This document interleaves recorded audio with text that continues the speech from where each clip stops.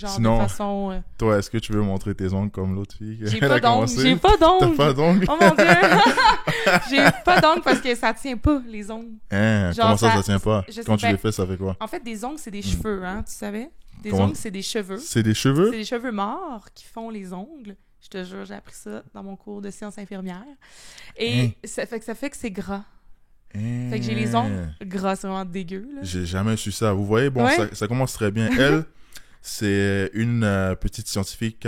Caro, est-ce que tu peux te présenter à nos éditeurs? Hein? Oui, moi, c'est Caroline. J'ai 28 ans, je suis travailleuse sociale en psychiatrie. Je dirais pas où, mais... Non, c'est parfait. Mais genre, pour ceux qui sont nouveaux à ce podcast-là, c'est un podcast sur la communication homme-femme. Au début, on commence avec des petits jeux et après, on fait une discussion normale pour nous enrichir sur la perspective homme-femme. Mais aujourd'hui, avec Caroline, ça va être vraiment un épisode plus sur la santé mentale et comment ça nous affecte dans notre vie quotidienne et aussi par rapport à certains mythes. Par exemple, est-ce que l'être humain a une âme? Elle travaille en psychiatrie, donc elle est amenée à avoir des cas extrêmes. Donc, on va un peu discuter des choses comme ça. C'est quoi le domaine psychiatrique? J'ai très hâte de notre discussion, pour être franc. Donc, on va commencer directement. On va commencer au premier jeu, qui est le jeu de vrai ou faux. Est-ce que tu es prête? Oui, je suis prête. Bon, let's go, vas-y. La plupart des personnes atteintes d'un trouble mental sont nées avec. Faux. Les enfants ne peuvent pas développer des troubles mentaux. Ce sont des problèmes réservés aux adultes. Faux. Ah. Faux. Mes clients, moi, ils vont jusqu'à 12 ans, les plus jeunes. Wow. Ouais. La méditation et le yoga peuvent guérir tous les troubles mentaux. Faux. Ça peut en guérir certains, mais pas tout. Tout le monde a des problèmes de santé mentale, qu'ils soient petits ou grands. Faux. On pourra en reparler tantôt. Parler de ces problèmes est un signe de faiblesse personnelle. Faux. Faux. La thérapie est réservée uniquement à ceux qui ont des graves problèmes mentaux. Faux. L'exercice physique n'a aucun impact sur la santé mentale. Faux. Les troubles mentaux ne peuvent pas être guéris. Les troubles mentaux ne peuvent pas être guéris, seulement gérés.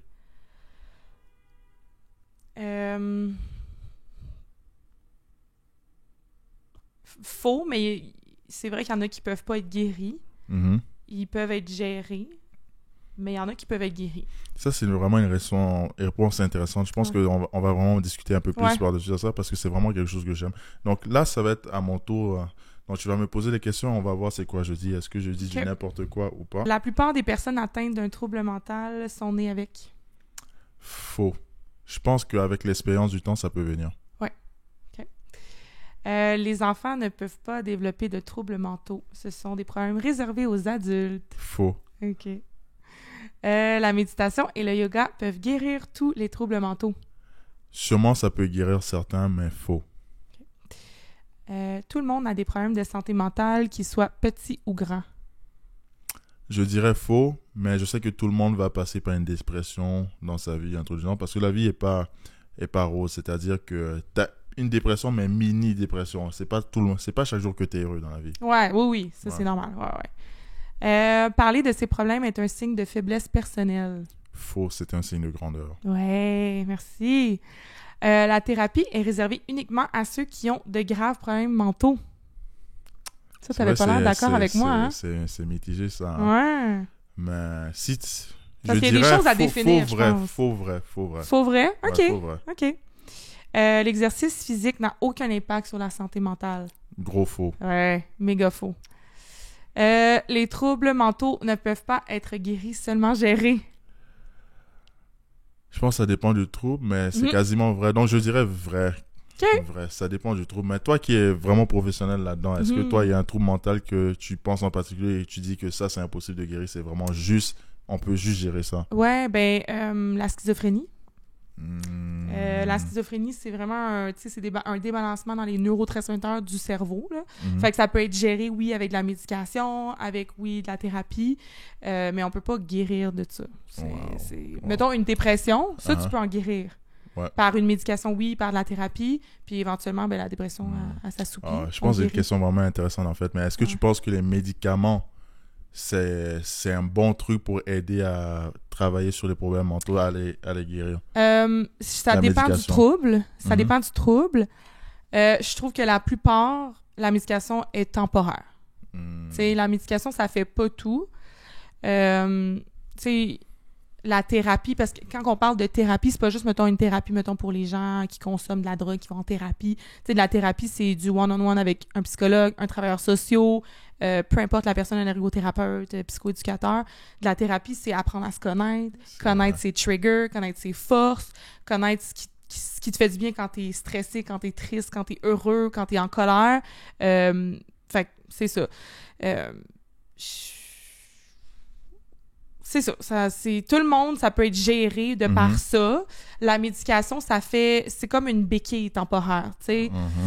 Mettons, quelqu'un qui souffre d'un trouble d'anxiété, là, quelqu'un qui est pas capable de sortir de chez eux, oui, la médication peut aider, mais avec le temps d'apprendre à se connaître, de faire de la thérapie, de connaître tes triggers, c'est ça qui va le plus t'aider. Puis éventuellement, la médication, on veut s'en défaire. S'en t'sais. défaire progressivement. Ouais. Parce qu'à long terme, ça peut être juste... c'est compliqué à long terme. Je suppose que ça doit... Est-ce que en fait, ben, toi, t'es un peu plus... tu es plus... tu te connais plus que la majorité des gens là-dedans. Est-ce que faire de la médication à long terme, ça n'a pas des effets négatifs? Ça, c'est une bonne question. Il faudrait poser ça à un psychiatre. Les médicaments que je connais, je travaille avec beaucoup de médicaments, ben mes patients, Mhm. il n'y a pas vraiment d'effets secondaires au long terme, là. C'est plus dans le développement de tes mécanismes d'adaptation et tout. Tu sais, éventuellement, il faut que tu le fasses, ce travail-là interne, de développer des stratégies de gestion du stress, gestion des émotions et tout. Puis, tu sais, les gens qui s'accotent sur la médication, comme quoi la médication va tout faire ça, ben ils grandiront Ça, pas puis apprendront pas, tu sais. C'est ça, c'est pas la bonne philosophie parce Non. que même s'il y a la médication, tu dois avoir aussi ton personal will, ta Ouais. volonté personnelle. Mais tu sais, c'est différent pour certains troubles. Tu sais, je parle justement de la schizophrénie. Ça, malheureusement, tu peux bien faire toutes les thérapies, le travail interne. Quand t'es délirant, là, même si... tu sais, fait que c'est là où la médication, dans ces cas-là, elle est absolument nécessaire. Puis, tu sais, il y a des gens qui mettent leur vie en danger, là. Il y a des gens qui mettent la vie des autres en danger. Fait que dans ces cas-là, c'est super important d'avoir la médication. Ça, c'est super croustillant. On va en parler un peu plus tard. Là, on va aller au deuxième jeu, qui est le jeu de oui ou non. Est-ce que tu es prête? Oui! Parfait. Est-ce que tout le monde ressent de l'anxiété à un moment ou l'autre de la vie? Oui. Est-ce que la génétique joue un rôle prédominant dans notre santé mentale? Oh mon Dieu. Oui. Intéressant. Peut-on guérir complètement d'un traumatisme? Ben, peut-être le terme guérir, mais oui. Ça serait peut-être à définir guérir. Que ça s'apaise peut-être dans le temps, je suppose. Ouais. L'isolement social peut-il être bénéfique pour la santé mentale pour certaines personnes? Non. T'es contre ça? C'est pas bon, l'isolement social. On peut s'isoler du monde pendant un certain temps, mais l'isolement social qui est genre je fais plus d'activités sociales, je vois plus ma famille, je vois plus mes amis, je travaille plus, ça c'est néfaste pour tout le monde. À 100%. Ouais. Est-il possible de changer fondamentalement sa personnalité au cours de sa vie? J'aurais tendance à dire non, mais c'est un petit oui, parce que fondamentalement, sa personnalité, je prends la personnalité dans son entièreté. Non, mais on peut l'améliorer, oui, on peut développer ça, mais... OK. La méditation peut-elle réellement améliorer notre bien-être mental? Oui, vraiment. Est-ce que parler à un professionnel est toujours bénéfique pour quelqu'un en crise? Oui, tout le temps. Il faut. Nice, Il faut. nice. Quand on est en crise, on est impulsif, on prend des décisions des fois irrationnelles. Fait que... Wow. Ça te permet de te guider, d'avoir le professionnel dans le fond. Mm-hmm. Les réseaux sociaux ont-ils un impact négatif global sur la santé mentale des gens? Des jeunes, ouais. Je dirais pour certains oui, pour d'autres non. Ouais. OK. C'est mitigé dans le fond. Ouais. Hein. Je vais te laisser me poser des questions. On va voir c'est quoi moi je pense de tout ça. Est-ce que tout le monde ressent de l'anxiété à un moment ou un autre dans sa vie? Oui. Okay. La génétique joue-t-elle un rôle prédominant dans notre santé mentale? Je pense de certains et tout, mais je pense que la majorité des temps, l'environnement influence tellement que je dirais non. OK. Peut-on guérir complètement d'un traumatisme? 99%. Donc, je dirais oui, non, mais oui. OK. Mais il y a certains cas que non. Yeah, exact. OK. Right. L'isolement social peut-il être bénéfique pour la santé mentale de certaines personnes? À petite dose, de temps en temps, tu as besoin d'être seul pour grind, pour travailler fort, mais sinon, non. Ouais. Est-il possible de changer fondamentalement sa personnalité au cours de sa vie? Je dirais oui, mais tu peux pas faire un virement à 198 000 degrés pour ne plus avoir rien du passé. Ouais. Mais tu peux changer à 90%, je crois à ça. OK. La méditation peut-elle réellement améliorer notre bien-être mental? Bien sûr. Mm-hmm. Mais oui, c'est clair. Est-ce que parler à un professionnel est toujours bénéfique pour quelqu'un en crise? Oui, si tu es en crise, tu n'as plus aucune ressource, donc c'est mieux que tu parles à quelqu'un qui sera capable de te gérer. Yes. Les réseaux sociaux ont-ils un impact négatif global sur la santé mentale des jeunes? Je pense que oui, parce que beaucoup de jeunes sont mal guidés. Donc, c'est un effet négatif parce qu'ils se comparent à des choses qu'ils pensent que c'est la réalité, mais c'est pas la réalité. Ouais. Toi, est-ce qu'il y a des réponses que j'ai données que ça t'a fait cringe ou il y a quelque chose que tu aimerais plus parler dans ce qu'on a dit? Est-ce qu'il y a un sujet qui te plairait? Est-il possible de changer fondamentalement sa personnalité au cours de sa vie? Tu sais, la personnalité, c'est gros, là, la personnalité. C'est des affaires, c'est pas inné. Hein? On n'est pas avec cette personnalité-là. On l'acquit avec le temps. On l'acquiert. Non, on l'acquiert avec le temps. Je voulais pas faire mon prof de français live, là. Je voulais pas faire. Fait on l'acquiert avec le temps. On l'acquiert de par nos parents, les amis à l'école, les figures d'autorité et tout.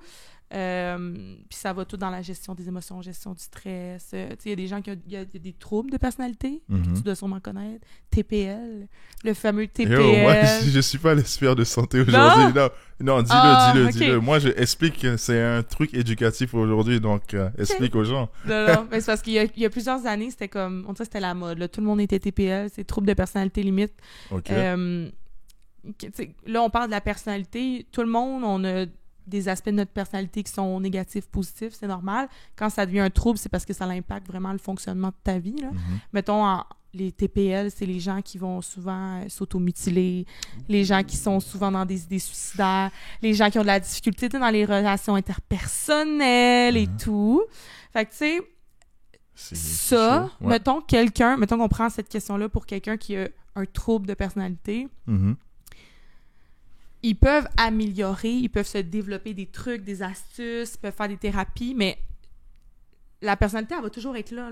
C'est toujours au fond de toi, parce que ta personnalité, c'est comme tes réflexes. Là. C'est tes habitudes. C'est tes habitudes, c'est tes réflexes. Fait que, oui, on peut l'améliorer, oui, ça change. Tu sais, dans le sens où, mettons, moi, peut-être à un certain moment dans ma vie, j'ai réalisé que j'étais peut-être un peu trop égoïste. Fait que là, j'essayais d'être plus comme caring envers les autres, plus écouter, plus... Fait que, tu sais, oui, ça s'améliore, mais je pense que ça reste toujours là. Au fond de sa personnalité. Ouais. Donc, est-ce que toi, tu penses que, disons, quelqu'un qui s'est auto-mutilé pendant une période de sa vie, est-ce que tu penses que cette personne-là peut plus penser à l'automutilation de sa vie? Est-ce que c'est possible, selon toi? Ouais, c'est possible. C'est possible. Parce que souvent, il y a une source aussi à ça. Là. Il y a une raison de pourquoi les gens font ça, s'automutiler. Il y en a que c'est pour ressentir des émotions. Il y en a que c'est pour gérer des émotions.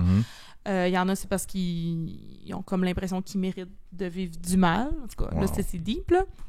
Mais, tu sais, une fois, je pense que tu comprends cette source-là, puis que tu arrives à gérer tes stresseurs qui t'amènent à faire ça, il y en a des gens qui arrêtent ça, là. Il y en a vraiment.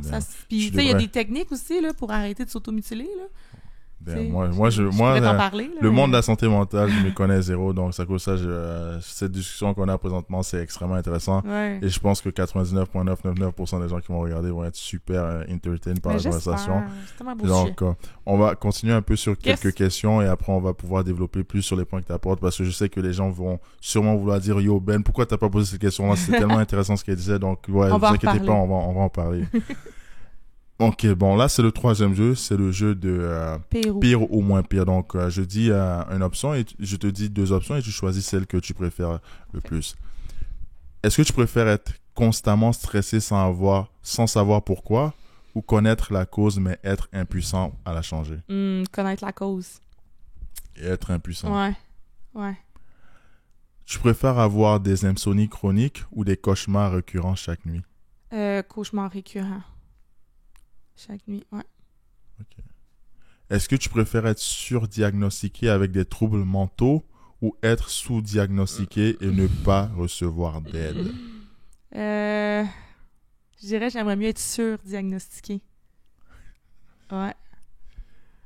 Se sentir isolé dans une grande foule ou se sentir débordé dans la solitude?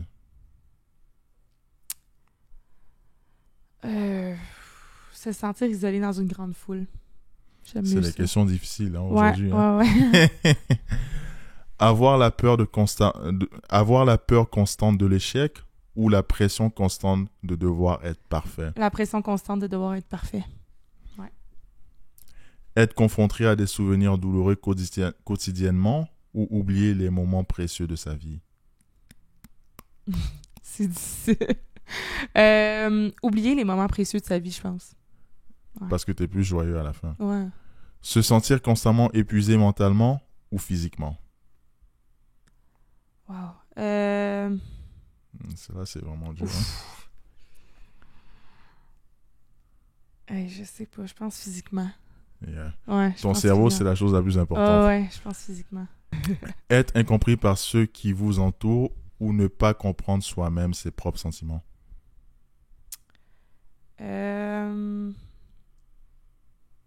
Être incompris par ceux qui m'entourent. Let's go. Ouais. Vivre avec une anxiété constante ou une dépression constante? Anxiété constante. Dépression, c'est lourd, là. C'est lourd. Avoir une faible estime de soi ou avoir une image corporelle négative? Avoir une image corporelle négative. Been there, done that. Oh, ok. La question 9, c'est-à-dire la anxiété Constante ou dépression constante. Ouais. Ça, j'aime bien parce qu'il y a des boys comme Andrew Tate. On va parler de la dépression de Andrew Tate. On va voir si ça existe ou pas. Bon, c'est à mon tour maintenant que tu me poses des questions. Ouais. Est-ce que tu préfères être constamment stressé sans savoir pourquoi ou connaître la cause mais être impuissant à la changer? Je préfère connaître la cause. Au moins, je connais la cause. Ben oui. Puis juste ça t'apaise. Exact. Ouais. Puis le 3/4 du temps, quand on est anxieux, anyway, on est toujours impuissant. On peut pas le changer. Fait que c'est comme on le vit déjà. Bref. Avoir des insomnies chroniques ou des cauchemars récurrents chaque nuit? Je préfère avoir des cauchemars récurrents chaque nuit. Être surdiagnostiqué avec un trouble mental ou être sous-diagnostiqué et ne pas recevoir d'aide? Ça, c'est tellement dur. C'est vraiment pire, moins pire, ça. Hein. Donc, je préfère être surdiagnostiqué avec un trouble mental. Au moins, je reçois l'aide appropriée. Exact. T'es peut-être lourd pour les gens qui t'aident, mais au moins t'as de l'aide. T'es pas seul, tu sais. Se sentir isolé dans une grande foule ou se sentir débordé dans la solitude? Je préfère me sentir isolé dans une grande foule. Ouais. Je vais pas mourir, là. Ouais, exact. Puis tu peux sortir des fois aussi. Exact. Ouais. Avoir la peur constante de l'échec ou la pression constante de devoir être parfait? Je préfère avoir la pression constante de devoir être parfait parce qu'au moins, je suis dans la bonne direction. Je veux être parfait.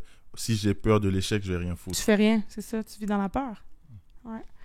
Être confronté à des souvenirs douloureux quotidiennement ou oublier les moments précieux de ta vie? Je préfère oublier les moments précieux de la vie. Au moins, j'aurai une belle vie. C'est juste que parfois, ils vont dire pourquoi tu te rappelles pas, mais au moins, j'ai eu les bons moments. Ouais, puis tu les as vécus, là. C'est juste que tu t'en rappelles pas. Mais exactement. Se sentir constamment épuisé mentalement ou physiquement? Je suis curieuse de savoir ta réponse. Je préfère être constamment épuisé physiquement. Ouais, OK. Le cerveau est plus important. Ouais, puis on peut trouver des moyens de se déplacer. On peut... OK. Être incompris par ceux qui vous entourent ou ne pas comprendre soi-même ses propres sentiments? Je préfère être incompris par les autres. Ouais. Au pire, ils comprennent juste pas, là. Exact. Vivre avec une anxiété constante ou une dépression constante? Une anxiété constante. T'as raison que la dépression, c'est pas plaisant pour le cerveau. C'est vraiment l'autre. C'est une vraie dépression, là. C'est terrible. Avoir une faible estime de soi ou une image corporelle négative? Les deux, on dirait que c'est un peu la même chose. Ouais, mais je pense que je préfère avoir une image corporelle négative parce qu'au moins, si j'ai une image corporelle négative, ça veut pas dire que mon corps est négatif en réalité. Exact. Puis tu peux ne pas aimer le corps dans lequel tu aimes, mais avoir quand même une bonne estime de toi. Que tu sais, genre, c'est quoi ta valeur, tu sais, c'est quoi, genre, que t'amènes à une table, tu connais tes capacités. Okay. Bon, pour les adeptes de Andrew Tate, ils ont cette question-là et sûrement, on la connaît tous. la dépression n'existe pas, c'est un état mental que tu peux changer. Un duté prône le fait qu'il ne faut jamais accepter le fait il ne faut jamais accepter la personnalité de quelqu'un qui est dépressif, parce que si tu acceptes cette possibilité-là dans ta vie, tu vas être automatiquement dépressif et tu vas penser que tu peux rien contre la dépression. Est-ce que c'est vrai que la dépression, c'est juste un état mental par lequel on peut changer par son mindset? Est-ce que c'est une vraie maladie? Ben, il y a plusieurs niveaux de dépression, là, puis encore une fois, la dépression, c'est vraiment des débalancements chimiques là, dans le cerveau de neurotransmetteurs. Si je me trompe pas, c'est la sérotonine. Tu peux avoir on appelle ça un affect, là, un affect dépressif, dans le sens où, mettons, t'es en couple, ta copine te laisse, ça se peut que tu sois dépressif quelques jours, bon. Oui, là, je pense que c'est une question de mindset, puis genre, faut pas s'apitoyer sur son sort, puis là, je dis ça avec des guillemets, parce que il y a peut-être des gens qui le font, puis c'est correct, là, c'est à vous. La fille, elle veut être politically correct. Tu sais, je veux pas... non, mais je veux pas invalider personne, je veux pas, genre, faire sentir de quelque façon les gens. Mais, fait que, oui, là, c'est une question de mindset, de pas s'apitoyer sur son sort, puis de sortir, voir des amis, continuer de faire tes trucs. Mais il y a la dépression aussi, mettons, la dépression sévère chronique, que c'est vraiment un débalancement dans les neurotransmetteurs. Ces gens-là, mettons, tu leur donnes un antidépresseur, ça va mieux. C'est ça, genre, Donc, est-ce que tu peux voir dans le cerveau de cette personne-là qu'il y a vraiment un débalancement, que genre, avant, cette personne avait un cerveau normal et maintenant, son cerveau est plus normal? Oui, 100%. Quand on fait un IRM là, du cerveau, on le voit, là. Ouais. Mais, je vais faire l'avocat du diable. Comment tu fais à savoir que ça a changé? Mais si tu trouves... Tu peux pas savoir, la personne va pas faire un IRM comme ça s'il est normal. Qui de normal va venir faire un IRM? Donc, quand tu viens faire le IRM, c'est parce que tu as déjà la dépression. Donc, comment tu fais à savoir que le cerveau était normal avant? Ben, tu vas selon le fonctionnement de la personne. Tu sais, en ce moment, tu as un fonctionnement, tu travailles, tu te lèves le matin, tu vas au gym. Bon, mettons du jour au lendemain, ça change. Tu sais, parce qu'une vraie dépression, là, c'est pas juste d'être triste puis de pas avoir de motivation de rien faire. Là. Tu sais, c'est genre des gens qui sont pas capables de se lever de leur lit. Là. Il y a des gens qui vont uriner, ils font tout dans leur lit. Ils sont plus capables de rien faire et ils sont brûlés physiquement, mentalement. C'est quoi la question? Je pense que j'ai un problème mental aussi. Je suis amnésique. Ça, c'est le TDA. Non, mais c'était plus par rapport à, dans le fond, c'est est-ce que la dépression est vraie et tout, dans le fond. Et on parlait aussi du cerveau. Comment tu fais à savoir que genre, le cerveau était normal avant? Fait que, tu sais, selon le fonctionnement d'une personne, si du jour au lendemain, ça change, tu le vois, là, que ça, c'est pas normal. Là. Tu le sais, là. Tu le sais toi-même. La personne qui a la dépression le sait elle-même que c'est pas normal. C'est pas dans ton fonctionnement social habituel. Tu sais, d'habitude, t'es une personne ponctuelle, tu vas au travail, tu vois des amis, puis du jour au lendemain, tout se change. Tu le sais que c'est pas normal. C'est totalement pas normal. Tu le sais. J'adore vraiment, t'as tellement une très bonne perspective. Je pense que ça sera un épisode, sinon l'épisode le plus enrichissant de loin, parce que c'est vraiment beaucoup de tips mentaux qu'on n'est pas habitué d'entendre, les gens communs comme moi. Et en fait, comme ce podcast aussi sur la communication, j'aimerais savoir comment quelqu'un devrait communiquer bien avec quelqu'un qui a des troubles mentaux, des maladies mentales.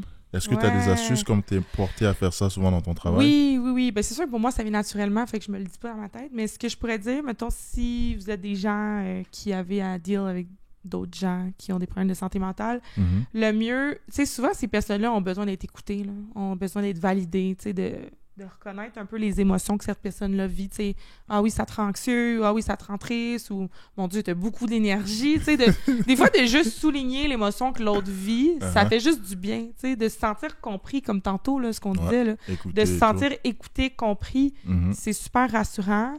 Puis d'être là pour ces personnes-là, tu sais, d'être constante, je pense que ça, c'est super important, tu sais, parce que il y a personne qui est vraiment à l'abri de ça, là, les problèmes de santé mentale. On peut tous en vivre à un certain point dans notre vie, tu sais.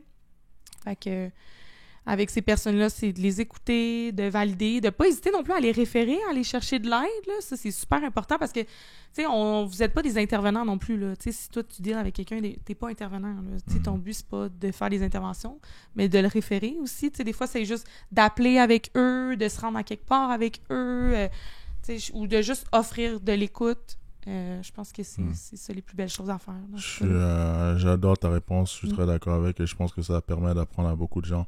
Mais qu'est-ce que tu fais des gens qui disent que la maladie mentale, ça n'existe pas, c'est un mythe? Qu'est-ce que tu penses de ces gens-là? Qu'est-ce que tu penses de cette réflexion? Ben, c'est que c'est pas un mix. C'est pas un mythe, ça, je sais. Moi, je travaille là-dedans, fait que je le vois, tu sais. Qu'est-ce que je pense de ça, mon Dieu? Je pense que c'est peut-être trop confrontant pour ces personnes-là de dire que oui, ça existe. Peut-être que c'est des gens qui ont été confrontés aussi à ça dans leur vie puis que ça a peut-être été trop douloureux. Fait que pour eux autres, c'est pas... tu sais, ça existe pas. C'est peut-être de la fermeture d'esprit, c'est peut-être un manque de connaissances, un manque d'éducation. Tu sais, je pourrais pas dire, mais tu sais, j'ai jamais vraiment entendu ça, moi, dans ma carrière. Tu sais, tout le monde, on a constaté, on a déjà vu, on a déjà entendu des gens qui avaient des problèmes de santé mentale, que c'est obvious, tu sais. La personne qui crie dehors, là, qui se parle tout seul, qui tu sais, on le sait, là, ça. Fait... J'ai un bon exemple pour ça, en fait. Ouais. Avant même de t'apporter à ça, est-ce que tu crois que l'être humain a une âme? Oui. Ouais. Je pense qu'on a une âme. C'est quoi une âme? Moi, ce que je dis, c'est que c'est les étincelles dans les yeux. C'est ce qui fait que je te regarde puis je trouve que tu as l'air vivant. Puis je me regarde le matin puis je trouve que j'ai l'air vivante. Tu sais, quand je sens qu'il y a quelqu'un... Tu sais, ça m'arrive, là, moi, des fois, des gens à mon travail, on dirait qu'ils sont morts à l'intérieur. Il y a comme plus de... Ils sont en vie physiquement, ils sont en vie, ils me parlent, mais il n'y a pas ce petit pétillement-là dans les yeux. Il n'y a pas, genre, la chose qui les rend en vie, je me sens guillemets, là. Donc, pour toi, est-ce que c'est bon de dire qu'on a le cerveau, on a l'esprit? C'est deux choses différentes. Le cerveau, le corps, l'esprit, oui. Okay. Oui. Donc, est-ce que tu serais d'accord avec ceux qui disent qu'il y a des maladies mentales qui sont créées à cause d'une corruption de l'esprit? Est-ce que tu crois aux possessions, des trucs du genre, des trucs démoniaques, des possessions, des trucs comme ça? Donc, comme tu es une professionnelle de la santé, donc on va approcher tout. Je veux juste savoir un peu, pour toi, est-ce que tu penses que le cerveau, l'esprit est capable de se faire prendre? Je sais pas. Mais, ok, peut-être on va faire une question peut-être plus précise. Ouais. Est-ce que tu as déjà vu un patient et tu dis peut-être celui-là vraiment, je sais pas si c'est est-ce que c'est vraiment un être humain, cette situation-là, qui fait ça? Je comprends? Parce que parfois, on voit dans les parce que mon cerveau, il n'est pas habitué d'aller là, tu sais. Mm-hmm. Moi, je suis dans un monde, tu sais, de la psychiatrie médicale avec des médecins. Fait que mon cerveau, il n'est pas habitué d'aller se questionner à ce niveau-là, tu sais, mais... Parce que parfois, tu vois un peu dans les films d'horreur des gens qui font des choses vraiment incroyables. Ouais. Et est-ce que tu trouves que parfois c'est de la maladie mentale, mais on pense que c'est la possession démoniaque? Peut-être, ouais. Ouais. Ah, parce qu'il y a des gens, des fois, tu sais, on a la preuve à tous les jours, là, qu'il y a des gens qui sont débiles, là. Là, je dis ça, encore une fois, c'est pas... mais toutes les... Débiles dans le sens... le terme médical. Le terme médical, pas le terme de péjoratif, le terme médical. Exactement. Ouais. Tu sais, il y a vraiment des gens qui sont malades, là. Tu sais, je pense... Le monsieur qui est rentré, là, l'autobus dans la garderie, c'est comme... C'est terrible, là, ça. T'sais, on pourrait se dire, il devait être possédé. On pourrait se le dire aussi, là, tu sais. C'est vrai. Tu sais, il y a vraiment des gens qui font des choses terribles, là. Puis moi, je pense que oui, c'est des troubles de santé mentale. Mais ça se pourrait aussi que ça soit un esprit possédé. Je sais pas. Donc, est-ce que je trouve que, comme tu travailles souvent avec des gens qui ont des troubles mentaux, en fait, comme c'est ton travail, est-ce que tu trouves qu'il y a une différence quand tu communiques avec un patient homme et quand tu communiques avec un patient femme? Oui. Est-ce que c'est quoi la différence? Oui. Ben, les hommes, en général, c'est moins facile d'aller... Tu sais, souvent, dans mes premiers rendez-vous, tu sais, j'apprends à les connaître, ils apprennent à me connaître. C'est souvent plus difficile. Il faut que j'aille plus gratter pour chercher les informations. Il faut que j'aille plus questionner pour comprendre un peu quelle émotion ils vivent. Puis souvent... Puis, tu sais, moi, j'ai pas eu 1 million de patients, là, mais souvent, eux autres même comprennent pas ce qu'ils vivent, tu sais, parce qu'ils sont pas habitués d'aller dire « Ah, je me sens triste » ou « Je me sens fâchée ». C'est comme, l'émotion est là, je la sens, mais je sais pas c'est quoi, puis je sais pas ça vient d'où, tu sais. Tandis que pour une femme, souvent, ça a été plus recherché, je trouve. Quand j'ai des discussions avec eux autres, ils me le nomment plus comme spontanément. C'est moins spontané, l'homme, tu sais. L'homme, j'ai besoin de plus creuser.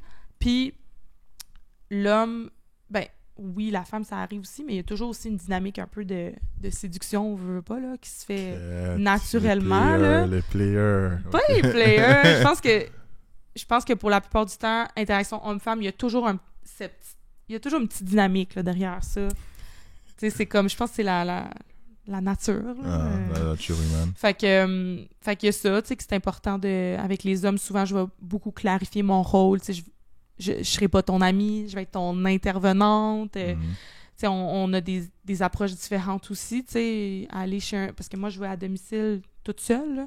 Tu sais, aller chez un homme la première fois, ben souvent, je vais aller dans un lieu public versus une femme, des fois, j'y vais, tu sais, fait il y a quand même des différences, oui, puis dans la communication, c'est sûr, il faut que je sois plus claire. Wow. Faut que j'aille chercher plus, questionner plus. Wow. En fait, je suis sûr que les gens qui écoutent ça, je vais un peu dévier un peu, mais c'est un peu similaire. Les gens qui écoutent ça, de dire « Oh, mais son travail a l'air vraiment intéressant. » C'est sûr qu'elle a eu des histoires incroyables. Est-ce que toi, tu as une histoire où tu as entendu parler d'une histoire vraiment incroyable? C'est quoi l'histoire la plus folle que tu as jamais entendue dans ton domaine? Ouais. Mais j'en entends beaucoup, mais je peux en compter une que moi, j'ai vécue.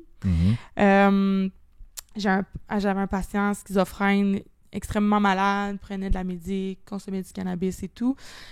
Puis lui, ses psychoses, c'était toujours en lien avec les anges, les démons, des fantômes et tout. Puis lui, il avait des voix mandatoires. Là. Ça, c'est des voix qui te disent quoi faire. Donc, il entendait des voix lui parler, lui demander, par exemple, saute en bas de la fenêtre. Puis, à un certain moment, à l'hôpital, c'est ça qu'il a fait. Il a sauté en bas de la fenêtre. Il a du 2e étage. Il est tombé sur son épaule. Il a dû se faire opérer à l'épaule et tout. Il y a eu... En tout cas, ce patient-là, il est arrivé bien des choses comme ça à cause des voix qui lui disaient de faire des choses. Mais entre autres ça, sauter en bas de la fenêtre. Wow. Ouais. Ça, c'est vraiment très triste comme histoire. Exactement. Et je suppose même quand tu es rendu comme ça, c'est difficile. Comment est-ce que tu... Ah oui, en fait, ça, c'est vraiment un volet vraiment important. Est-ce que tu trouves que les patients qui ont des troubles mentaux et tout, est-ce que tu ressens qu'ils ont un support de leur famille ou est-ce qu'ils sont abandonnés? Ouais, mais tu sais, moi, c'est ça. Moi, je travaille dans un programme où on implique beaucoup la famille, les proches. Fait que pour moi, la plupart de mes patients, oui, ils sont extrêmement choyés. Là. Ils ont des gens qui les entourent, des gens qui sont à l'écoute, des gens qui veulent les aider. Il y a des exclusions, là, comme dans tout. T'sais. Oui, j'en ai des patients qui n'ont plus de réseau parce qu'ils ont épuisé tout leur réseau, t'sais. Mais c'est rare. Sinon, les autres, là... Puis, tu sais, moi, je travaille dans un programme où c'est des gens qui sont dans un début de maladie. Fait que, tu sais, c'est encore nouveau, la famille est encore très présente. Il y a des fois des gens, quand ils sont malades depuis longtemps, c'est ça, le réseau, c'est comme épuisé, les gens ont beaucoup donné. Puis il y a peu de résultats, fait que les gens m'ont dit, il y en a là, malheureusement, qui prennent le bord. C'est poche, c'est triste, ça, mais... Fait que, mais moi, j'ai pas cette expérience-là. C'est rare, les patients que j'ai qui n'ont pas de proches de famille impliqués. Nice. Au moins, ça donne foi à l'humanité dans le sens que... Ouais, puis c'est super, super important dans le rétablissement d'une personne, l'entourage, là, c'est... Il y a beaucoup... Primordial. Ouais, c'est primordial. Il y a beaucoup de gens qui négligent ça, mais, tu sais, d'être entouré, de se sentir aimé, de se sentir... fait toute la différence. Ouais, de sentir que t'es important pour quelqu'un, là, là, t'as bien plus envie de t'aider que d'être tout seul au monde. Pourquoi, tu sais, et pourquoi je ferais ça? Je le fais pour qui? Hein? Fait que, Est-ce que... ça, c'est une question que je trouve vraiment intéressante. Est-ce que tu as déjà vu une scène de santé mentale ou un client que ça t'a fait juste perdre foi à l'humanité? Est-ce que tu as encore foi à l'humanité après tout ce que tu as vu dans ta profession? Ouais, parce que, tu sais, ceux que j'ai vus qui m'ont fait perdre, c'est 1% là, de tout ce que je vis, tu sais. Fait que, oui, j'ai encore foi à l'humanité. Ouais. Mais c'est ça, il y a toujours des exceptions. Il y en a que... Il n'y a rien à faire, là, malheureusement. Est-ce que c'est quoi? Est-ce que tu as un exemple de cas que tu te dis, il n'y a juste rien à faire? Ouais, c'est un cas que j'ai eu pendant quand même longtemps. Patient très, très, très malade. Gros consommateur, veut rien savoir de prendre la médic. Des traits antisociaux, c'est-à-dire genre délinquant, dossier judiciaire. Est agressif et super hostile envers tout le monde. Puis... il y a comme des hôpitaux, parce que je veux pas trop donner de détails, donne pas de mais il y a comme des hôpitaux spécialisés pour ce genre de personnes-là. T'es pas en prison, mais t'es comme pas loin de... Ce patient-là, il est actuellement là depuis 1 an, puis il fait de la thérapie, puis il essaie de le rétablir, mais c'est comme la dernière étape, là, cet hôpital-là. Là. La dernière étape quand on a tout essayé. Fait puis, lui... C'est quoi l'étape après? Il n'y en a pas. Il n'y en a pas d'étape après ça. Après ça, c'est des gens qui vont peut-être commettre des délits plus graves que, mettons, ceux qu'il a déjà commis puis qui vont aller à Pinel ou genre en prison. Tu sais, c'est plate, là. Ou être à la rue. En fait, c'est ça, il y a 2 cas. Il y a beaucoup de gens qui ont des problèmes mentaux qui se retrouvent à la rue. Ouais. Est-ce que, pour toi, est-ce qu'il y a une solution par rapport à ça? Si tu étais le gouvernement du Québec, disons, quelle démarche tu ferais pour aider les gens à moins se retrouver dans la rue à cause des problèmes mentaux? Ouais. Plus d'argent pour les organismes communautaires. Parce que souvent, les gens dans la rue, ils vont pas vers le réseau de santé, là. T'sais, ils vont pas aller s'asseoir dans un petit bureau blanc devant un petit professionnel avec un sarrau puis leur parler. C'est très loin de leur réalité. Fait que, tu sais, comme les refuges pour personnes itinérantes qui y a à Montréal et tout, tu sais, le gouvernement met pas beaucoup d'argent là-dedans, là, ce qui fait qu'il n'y a pas beaucoup d'employés. Les offres de services, des fois, sont réduites. Fait que moi, j'y mettrais plus d'argent là-dedans, plus d'initiatives, de programmes offerts dans la communauté pour venir en aide à ces gens-là.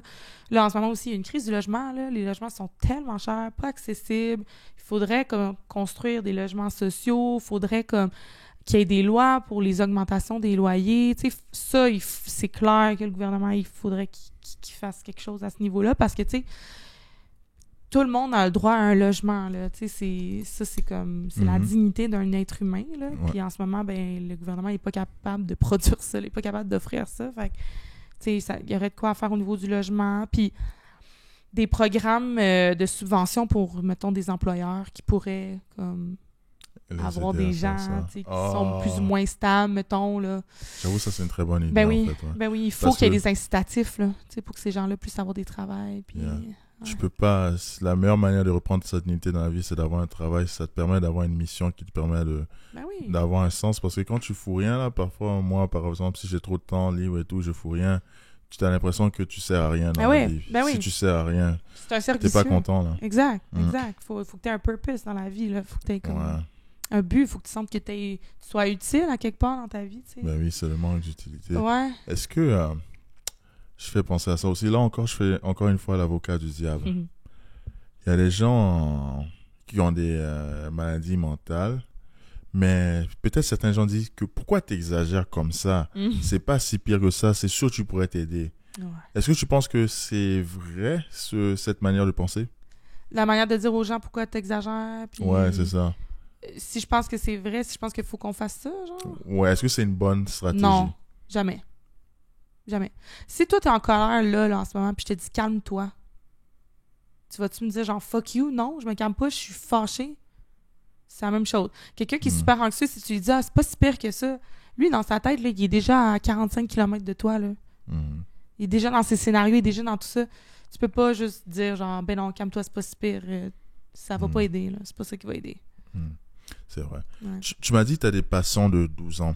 Oui, c'est rare, c'est rare. Hein, c'est très, parfois, très il y rare. a des patients de 12 ans. Comment tu les approches, genre? Comment tu communiques avec eux? Comment tu les fais sentir pour les faire voir qu'il y a encore espoir dans la vie, que leurs conditions peuvent être gérées, que tu peux les aider? Comment tu les fais sentir bien? Oui. Ben, que ça soit jeune ou pas jeune, là, mon approche, c'est tout le temps aussi de faire vivre l'espoir, hein, parce qu'il y a toujours de l'espoir. Puis c'est sûr, ben, je garde en tête que c'est des jeunes. Moi aussi, j'ai été jeune. Fait que j'essaie de me mettre à leur place aussi, de savoir comment j'aurais aimé être approchée. Tu sais, ça va toujours dépendre de la vibe que j'ai avec le jeune. Tu sais, il y en a qui vont, de par leur situation familiale, vont rechercher peut-être plus des liens un peu de figure, tu sais, importante, maternelle. Fait que des fois, je vais y aller plus caring un petit peu. Tu sais, je pense à une jeune que j'ai eue récemment. Il a fallu qu'elle se fasse avorter. Mais tu sais, à quel âge? À 17 ans. Okay, ouf, mais quand même, c'est jeune. Puis je l'ai accompagnée, j'étais là pour elle. Puis tu sais, dans notre travail, on garde quand même une barrière, mais à un certain moment, comme j'ai fait un gros câlin. Puis elle a pleuré dans mes bras. Puis j'ai senti que c'est ça qu'elle avait besoin. Je l'ai amenée au Tim Hortons. J'ai acheté des Timbits, un chocolat chaud. On a jasé. Tu m'achètes des Timbits? T'as-tu envie de pleurer? Non, fait que, tu sais, j'y vais au vibe, tu sais. C'est vraiment au vibe, comme tout le monde fait. Tu sais, il y en a, je pense à un autre jeune que j'ai présentement, 14 ans. Lui, il parle pas, là. Il parle pas. C'est comme, je lui pose une question, puis c'est oui, non. Fait qu'avec lui, j'essaie d'être plus... j'essaie de lui faire sentir qu'il peut me faire confiance. J'essaie de lui faire sentir que je sais ce que tu vis, je l'ai déjà vécu, je comprends ta souffrance, je comprends. Fait que on y va au vibe, mais tu sais, quand ils sont jeunes, il faut se rappeler que c'est ça. ils sont jeunes, fait que je peux pas utiliser des gros mots de enfants. Professionnels, faut que j'utilise leur langage, tu sais, si c'est un jeune qui sac, ben ça se peut que des fois moi aussi je vais sacrer, je vais utiliser les mots qu'il dit, tu sais, je vais aller dans son milieu, je vais faire des choses avec lui qu'il aime, tu sais, ce jeune-là, on va jouer au basket. Il aime ça jouer au basket, fait qu'on se parle pendant qu'on joue au basket. Tu sais, j'en ai une autre, elle a un lac, elle adore aller marcher autour du lac, fait que souvent il y a un quai, on va s'asseoir sur le bord du quai, on regarde l'eau, les petites jambes dans l'eau. Wow. Tu sais, on s'adapte selon le vibe. J'adore. Ouais. Mais là, j'imagine que ça doit être vraiment difficile pour les parents qui sont dans cette situation-là.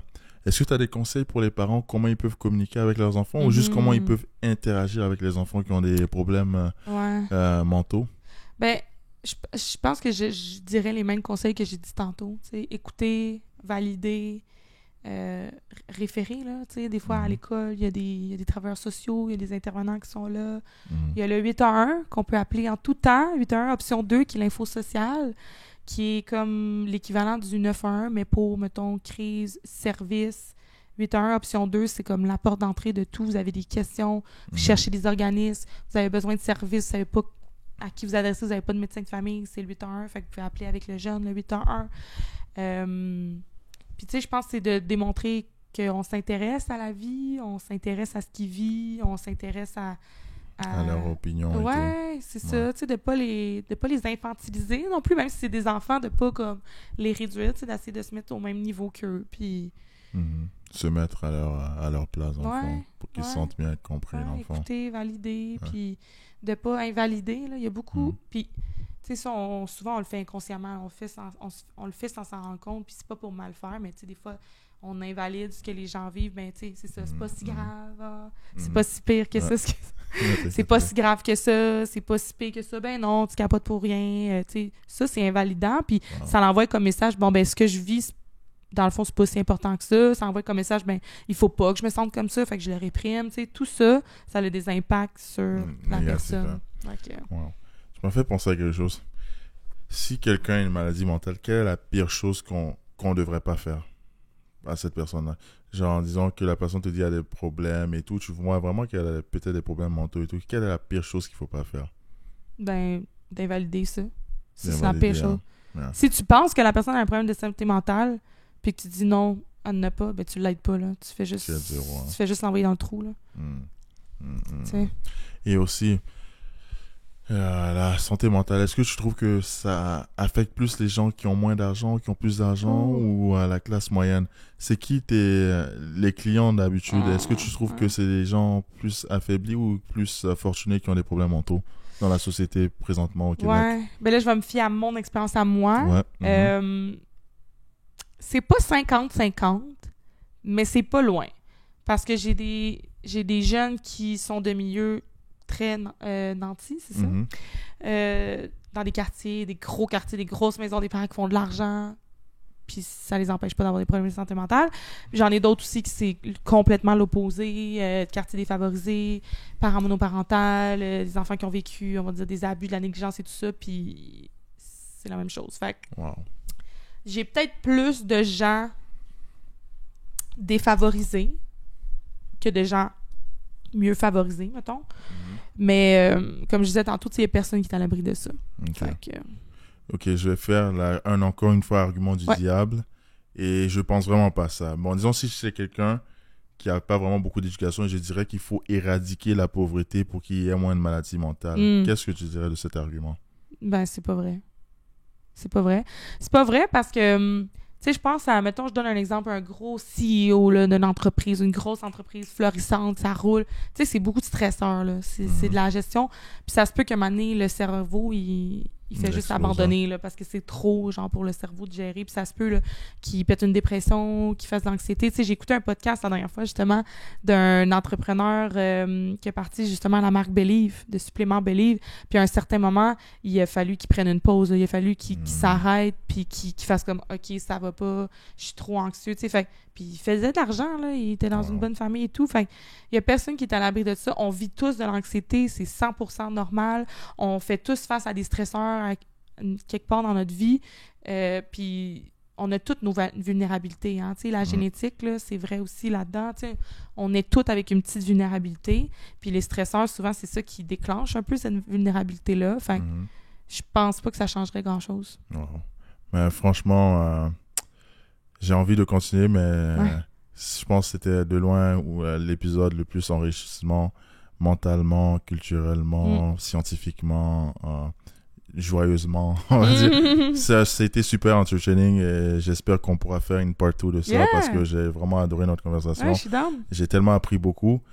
Et je pense que même par les commentaires, je suis sûr que les gens vont me demander de te revoir sur le podcast parce que tu as tellement donné beaucoup de tips, des histoires vraiment incroyables. Donc, espérons qu'on va pouvoir refaire une discussion comme ça, peut-être même avec quelqu'un d'autre, on ne sait jamais. Donc, merci beaucoup pour cet épisode-là. J'ai vraiment adoré te parler. Oui, c'était vraiment cool. Merci de m'avoir invité. Je suis contente. Puis on aurait pu en parler pendant des heures. Fait moi aussi, j'aurais aimé. Mais j'essaie de garder les épisodes en dessous de 1 heure. Mais je te jure qu'on aurait pu continuer 3 heures. Je suis sûr que ça aurait été encore super intéressant. Donc, c'est cause ça, je sais que c'est obligé qu'il faut avoir un part 2 pour ça parce que c'est juste super intéressant. J'adore le sujet pour eux. Je suis down. On fait ça. Go. Donc, bon, on se voit à la prochaine, les petits fans. Merci beaucoup pour le support et passez une belle journée. Ciao.